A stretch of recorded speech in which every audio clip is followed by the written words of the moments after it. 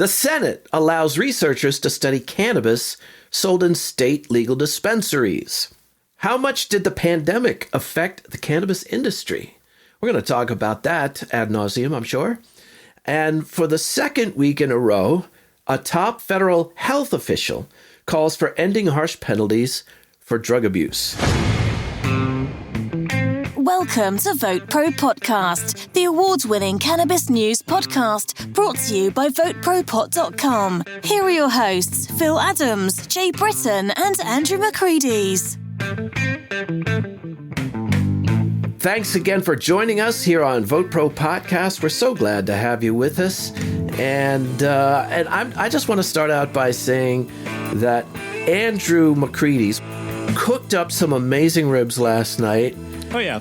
I'm talking St. Louis style. Slap your mama ribs and cornbread and all the fixings. It was delicious, man. Yeah. This kid knows how to cook. I'm just saying. Sorry I missed it, guys. I flaked. Yeah, you spent over $100,000 going to culinary school. You should be able to cook. Sorry I missed it. So really, was it that expensive? Yep. Tuition alone. Thanks for that. And they were. I just want to say they were just as good today as they were last night. Yeah, you'd left with a big carryout. Big old. He loaded me up with this bag, Jay, of food, and it was all. Rub it in. It was really good, man. Yeah. You could have had some of that, but no. I missed it. I had to work. You got to work. You got to make money. You got to keep your job. What is that? So what do we got going on in the world of weed? Well, we talked about this last week, and this week, for the second week in a row, we have another top federal health official calling to end harsh penalties, and I'm presuming that means incarcerations for drug use. Now, this time it is the director of the National Institute on Drug Abuse, a woman named Nora Volkow, I believe that's how you pronounce her name. She wrote an opinion piece in an health news website called Stat, in which she wrote that the social stigmas that have always underlined the criminalization of drug use, they're all built on myths and misconceptions. Of course, we knew that. Right. It's all bullshit. And they bullshit. they're built on bullshit, and they do more harm than good. She went on to say that when you imprison people for drug use, first of all, it only reinforces those prejudices, and it has major negative impacts on the health and well-being, not just of the people you incarcerate, but the people around them. For example, children of people who are incarcerated for drug use are that much more likely, I don't know what the percentage is, but more likely to get involved with drug abuse, and so on and so on. So there's a whole raft of things that go along with that. So Nora Volkow is calling for an end to incarcerations. Now, last week, remember, we talked about the Surgeon General, the nation's top doc. Vivek Murthy is his name. And he said that it's time to stop incarcerating people for using cannabis. We got to start let science inform our drug policy. And we just have not been doing that. In Supreme Court, Justice Thomas, he made a comment a few weeks back. And I wonder what would be the outcome of these kind of statements from significant government officials, say 20 years ago, if they'd come out, pro-drug, or let's say anti-locking up people for minor offenses. You just wouldn't have seen that even 10 years ago, maybe 5 years ago. Yeah, I don't. Not even 5. I don't think it would have been good for their political careers to say such things. That's my point. Yeah. And now it's like every day, every week, every Schumer, day. And you've got another politician or government official, significant government official, coming out and making a statement like, "This is stupid. It's time to reverse this." Yeah, and here we are, still living in a world, in a country where cannabis is federally illegal. Right. Well, I think what's happening is a lot of their constituents are going, if you're against this, you're a fucking idiot. You're an idiot.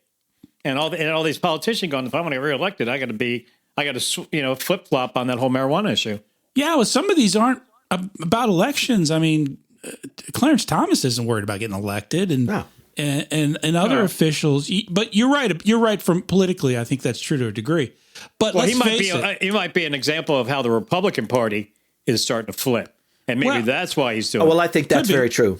I think that's true too, and especially the more libertarian side of the party, who was, I think, in fairness, a lot of them have always been anti-illegal drug.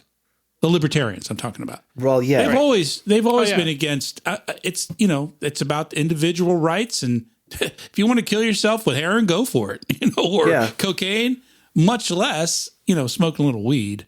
So I think the landscape has changed so dramatically, and we're beating a dead horse here. We talk about it every week, but it's so true, and it changes every week, almost to the point where you can't report it all because it's just too much of it. When we first started the show 3 years ago, it was a rarity to hear a significant, political official, a senator, or congressperson, or much less a president, vice president, or a Supreme Court justice. They would never talk about weed, ever bring it up one way or the other. They just would. And if they were asked a question in a press conference, just they dodge it. Right. Totally dodge but now, Jay, we've got some news from the Senate, which is also pretty good news. Well, I think it is, and it depends on how you look at it. It has to do with this bill that was passed this week. The infrastructure. They're calling it infrastructure. I think, 5 to 7% of it's infrastructure. The rest is social engineering. Yeah, absolutely. But one of the things to come out of that on the cannabis front, within that infrastructure bill, there's so much stuff. What is it, $1 trillion? So there's all kinds of stuff inside of there. Yeah. One of the things it touches on cannabis, and that is it's going to allow for researchers to get weed from local pharmacies How does that cost money? Dispensaries. It doesn't. Right. You're allowing someone to do that. I mean, to work that into the budget. I mean, it's just language. Yeah. Pay someone $2 million to say that. Well, we've talked about it a million times, and everybody that listens to this, I'm sure they know there's a monopoly in Mississippi on the weed that's used for research. Right. It's been there since the 70s.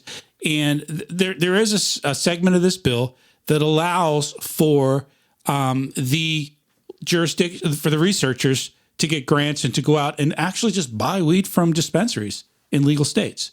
So, and what the bill basically says, it stipulates that the report must contain recommendation on establishing a national clearinghouse to collect and distribute samples of strains of cannabis for scientific research that includes marijuana and products containing marijuana lawfully available to patients or consumers in the state on a retail basis. So, absolutely.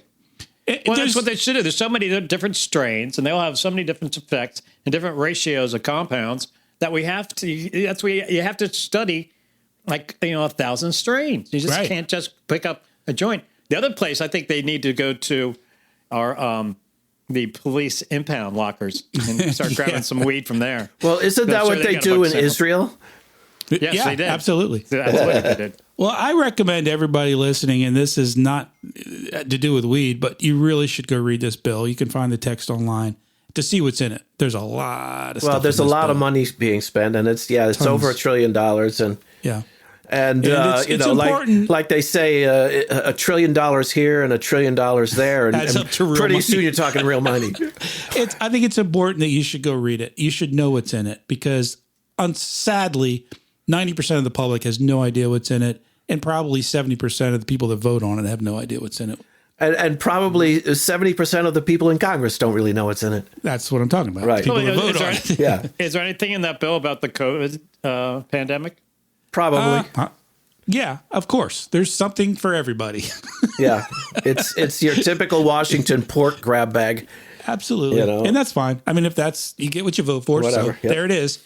But so anyway, there is some stuff in there. And by the way, I got this out of an article on Marijuana Moment, which is an awesome website. And they never miss a thing. I use Marijuana Moment for my research on a regular basis. It's really good. But great what else is a great website? What? Cannabis.net. And, I almost forgot to mention, you guys, that this episode of Vote Pro Podcast is, in fact, being sponsored by our friends at cannabis.net. It's a great website. That's where I get most of my cannabis information. The Cannabis Business Times is something I read whenever I have to make a bowel movement. Too much information, bro. All right. Andrew, what do you got? Well, I had to go in the bathroom to get this, my copy of the.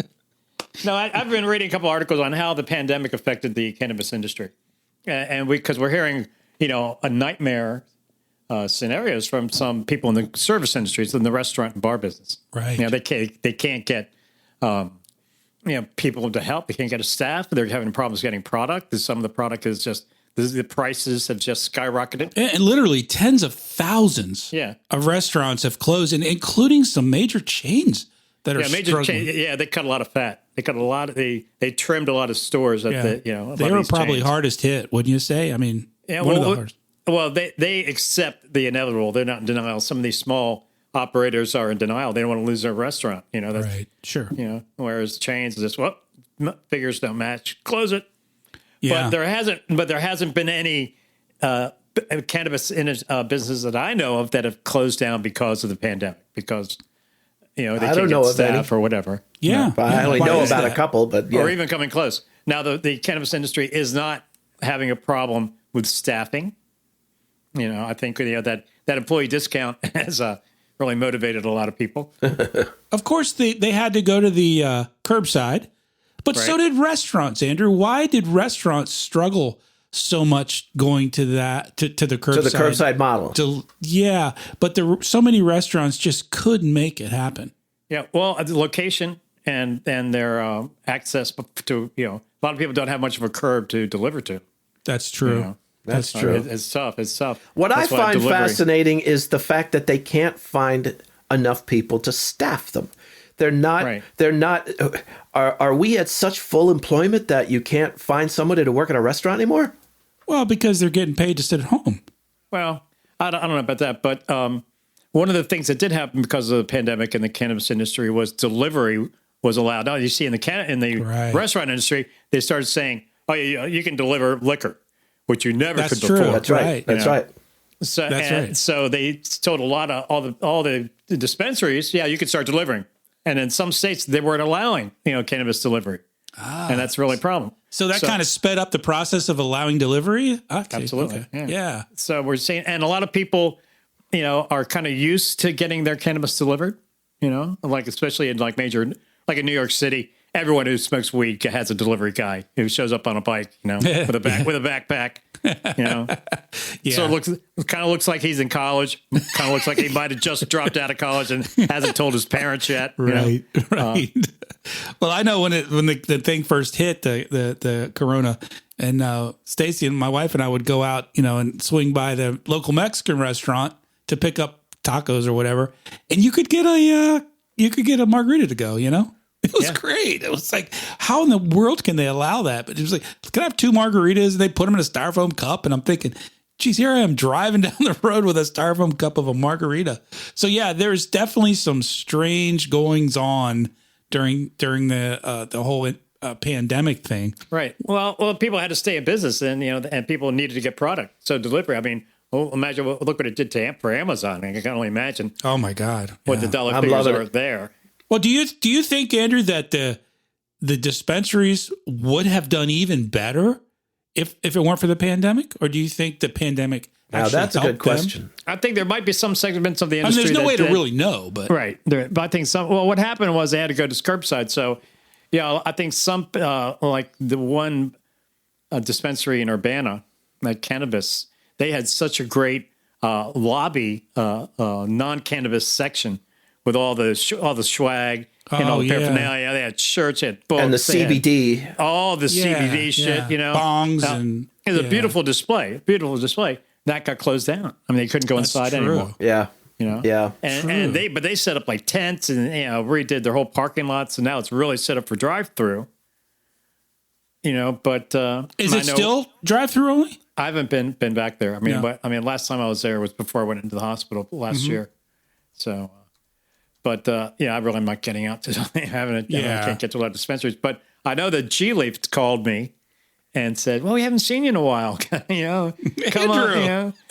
So, where you been? Our number one customer. I was in the hospital for 5 months. Sorry, but I know I did go by there last week, and they reopened because before you just had you walked to the lobby. They had like a bank teller's window with a little drawer that popped out, and they were behind an inch of glass. Yeah. So, but now they open up the inside, so now you can go back inside. Ah, okay. Yeah, I was wondering if they were all open now, because I know in Virginia they're open, but as a matter of fact, at one dispensary I went to here in Maryland, it's a Green Goods, and I showed them my vaccine card. They entered it in the computer, so whenever I go in, they see that. That's cool. They told me I don't have to wear a mask. Oh, okay. That's pretty cool, actually. Yeah.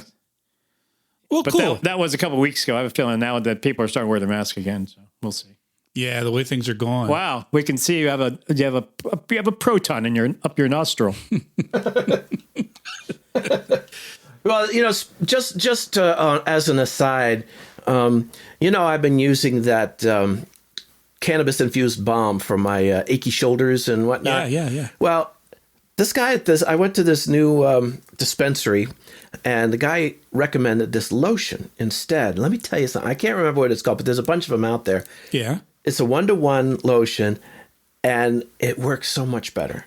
It's better. I mean, the balm that I was using was good. It was a little greasy. It had that nice mentholated feeling, so it kind of warms and everything. The lotion doesn't do that, but man, it soaks in, and it's really, really good. It's I've been using it for a couple of weeks now, and loving it. Cool. Yeah. I can go. I don't even have to do curbside anymore in my dispensary. I just walk right in now, and don't even have to have a mask. It's considered a health facility, a medical facility, because we're medical marijuana here. But so if it was a mask restriction before, now they dropped that, so I can go right in. I don't have to wear no damn mask. Speaking of how things have changed in terms of kind of with cannabis, we're talking about the politicians coming out and speaking pro-cannabis and so forth. The law and the way that people are treated has changed to some degree too. We're seeing a lot more people let out of prison and jails for minor offenses. Thank God, and you got the Last Prisoner Project. Yes, the Last Prisoner Project. Good example. Well, here's an article. First Step Act. Here's an article that I read today that I found kind of interesting and I wondered, listen to this story and tell me if you don't think this gentleman would have been treated a lot differently 5-10 years ago. This is out of the Detroit Free Press. Right. And it's about a guy, he's a truck driver, okay?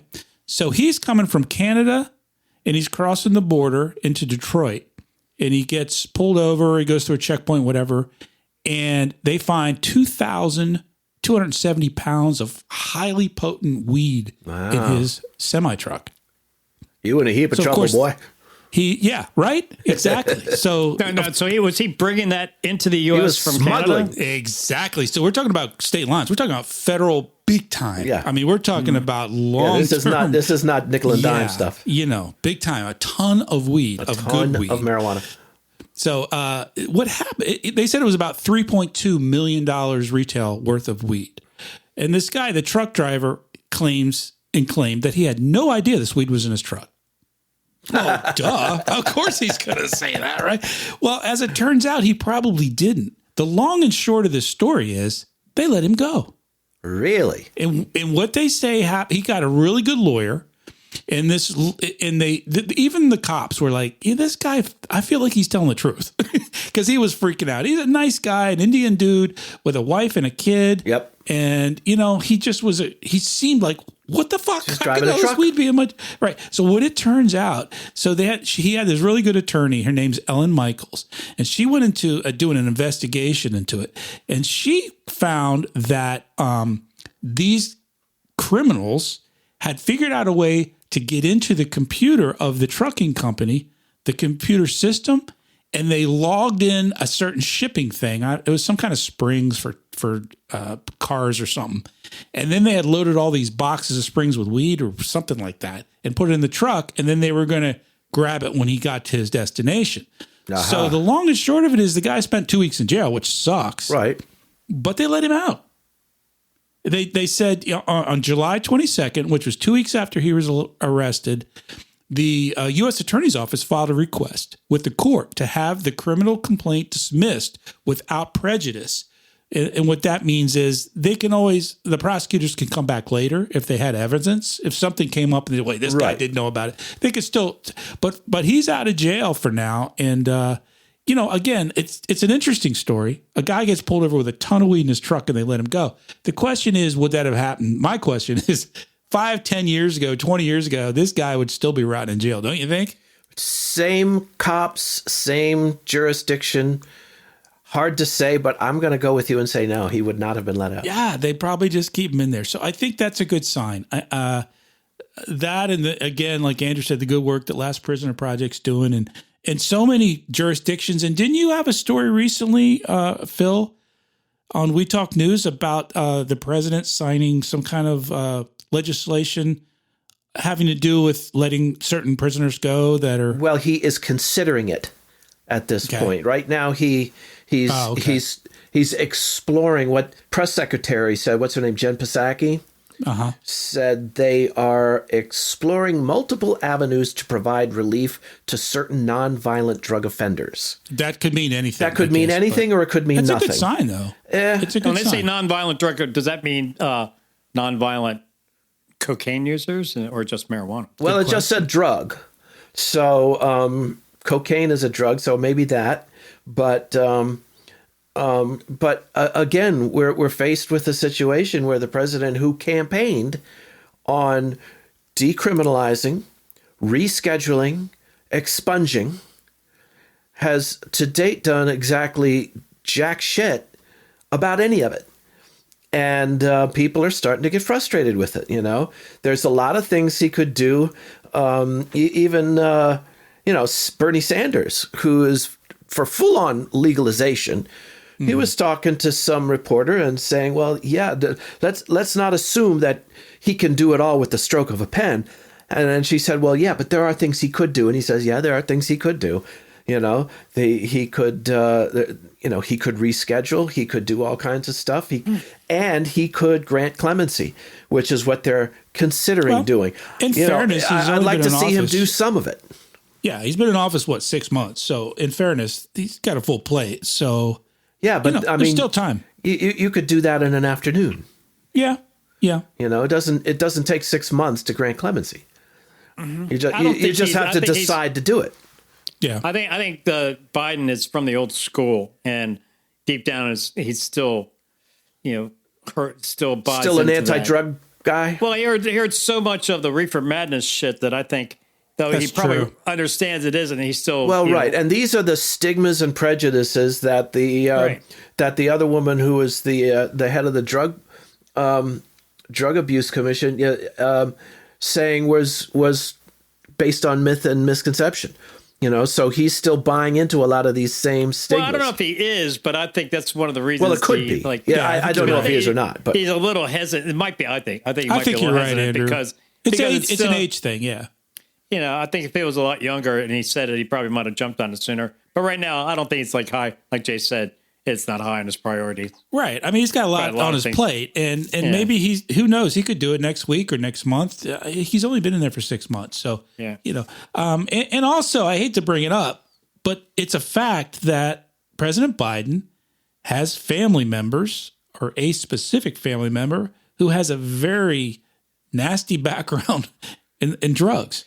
Has been arrested, has been kicked out of the Navy. Well, that could color his thinking at some level. And maybe his son has gotten his shit together and he's not using drugs anymore. Well, let's hope so. But that, I can understand that as a parent. I can understand being worried about that. He doesn't, maybe because of his age, understand the difference between some of those hard drugs and smoking weed. To me, they're two distinctly different things. Well, yeah.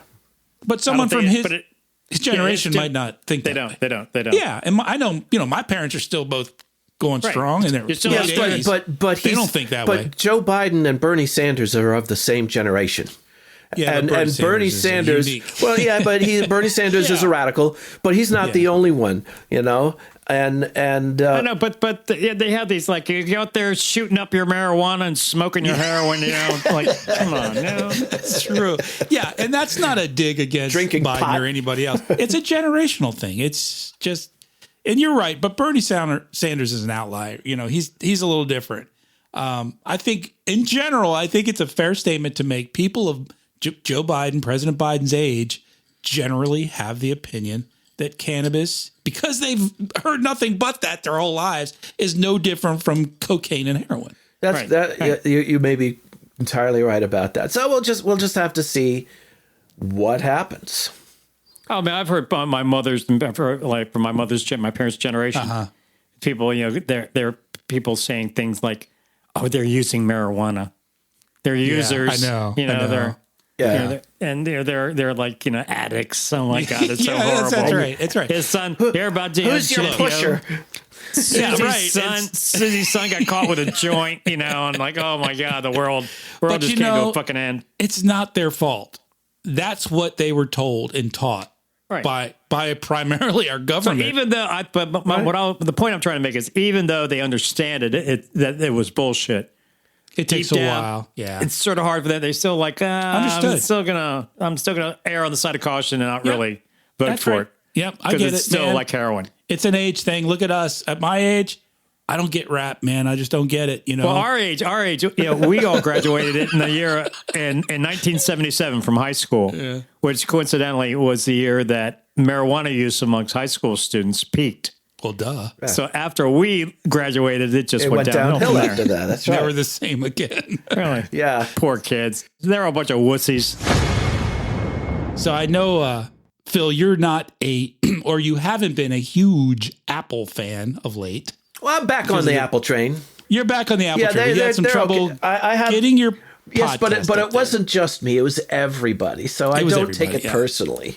Well, one of the things here is that Apple would not allow any kind of cannabis apps on their platform. That's changed in the last 2 weeks. Or actually, they announced it was going to change in June, I believe. VoteProPot-Cast is on Apple Podcast. No, I'm talking about retail. So retail apps. Okay. As of the last 2 weeks, you can buy weed through the apps on Apple App Store now. With some restrictions. But you can actually pay for it? No, but you can use. They will not order it. The you big can order apps, it through Apple. Beta, Caliva, Pineapple Express, delivery services, even Weed Maps. You couldn't download those on Apple. They wouldn't allow it. Now they do allow it as long as you're downloading it and your IP address is in a legal state. You can download these apps now as of a couple weeks ago. So you're able to get on your phone now on Apple with an app and order weed and have it delivered to your house. So that's kind of a big step for Apple. Google is still anti and they still won't allow it. But anyway, I think that's another step in the towards acceptance, from in a large scale. Yeah. Now, Google Play Store apps aren't allowed to have any kind of in-app shopping features that have anything to do with cannabis. No delivery, regardless of legality, where you're located. You can be in a legal state, and they still. And how long before they change that, you think? I don't know. I would think it would be soon. My understanding is Google got sued a few years back because somebody claimed that they were aiming these apps at children. Kids have phones. Kids can get on their phones with Google and the Android and download these apps to order weed and all this. So they just said, we're not going to screw with it. Yeah, they just took it off. So Apple's decided they're coming along with the times, and they were getting many complaints. Now, how long do you think before Google stops allowing Apple to scoop up that market share? Yeah, I agree. I think it'll change quickly. I agree with you. Well, speaking of which, and speaking of our friends over at Apple, we love to think that you enjoy this show, and we would love to have you go on Apple Podcasts and give us a 5-star rating. It really would help us out, and if you get a mind to, say a few nice things about us in the process. That's always helpful. And, of course, Jay and Andrew, you both owe me a couple of 5-star ratings for my podcast, but we'll talk about that another time. That's right. So you can find out about Phil's podcast on our show notes, by the way, if you want to check it out. Check it out. And check us out. Check us out on VoteProPot.com. Send us a message. Tell a friend. Tell 2 friends. Tell as many friends as you want. That's the cool thing about it. There's no limit to how many friends you can tell. What else, Jay? Send us an email at podcast@VoteProPot.com, and we have a message line. We'd love to hear from you. Call us at 240-257-2441. Give us ideas for segments. Tell us what you think of the show, and reach out to us, man. We'd like to hear from folks. There's so much going on in the cannabis industry and the industry and the politics of cannabis that it's sort of hard to discuss it all here on our wonderful little podcast. So what you can do, you can interact on social networking. We really encourage that. We really appreciate it. Go to LinkedIn, Facebook, Instagram, and Twitter, and just do a search for Vote Pro Pot.